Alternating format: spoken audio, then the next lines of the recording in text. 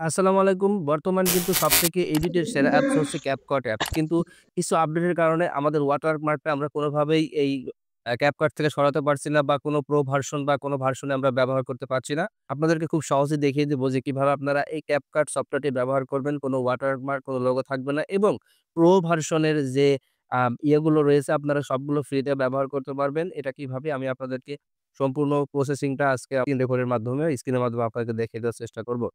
তো ১ম এ আমি চলে যাব আমার CapCut এ।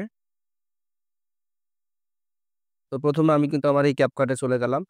তো CapCut এ যাওয়ার পরে আপনারা কিন্তু এখান থেকে দেখতে পারছেন যে আমি এখান থেকে একটি প্রজেক্ট নিয়ে নিলাম। তো এখানে কিন্তু আপনারা লক্ষ্য করলে দেখতে পারবেন যে এখানে কিন্তু এই যে আমি হচ্ছে এটা ব্যবহার করছি। এই যে এটা ব্যবহার করছি। তো তারপরে আমি আপনাদেরকে একটু সরাসরি দেখাই দিব।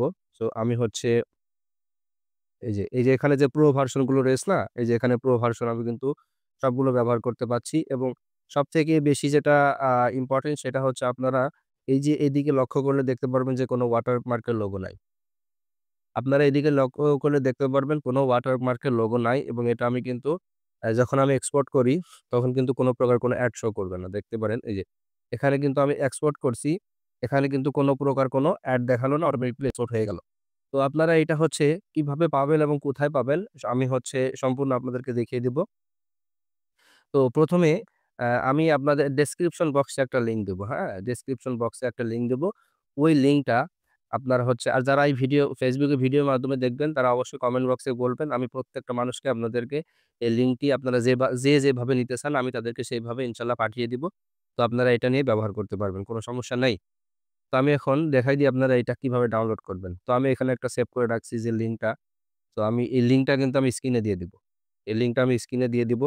আপনারা চাইলে এই লিঙ্কটা কপি করে নিয়ে এখানে সার্চ দিয়ে আপনারা এই অ্যাপসটি ডাউনলোড করে একদম সম্পূর্ণ আগের যে ইয়ে আছে যদি আমি এখান থেকে সার্চ করি, ওকে কপি করে নিয়ে আসলাম লিঙ্কটা কপি করে নিয়ে আসার পরে আমরা চলে যাব আমাদের Chrome ব্রাউজারে।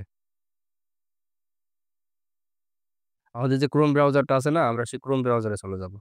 তারপরে জাস্ট যে কপিটা যেটা কপি করছিলাম এটা এখানে পেস্ট করে দিয়ে এরপর আমরা এখানটা একটা সার্চ করে দেব।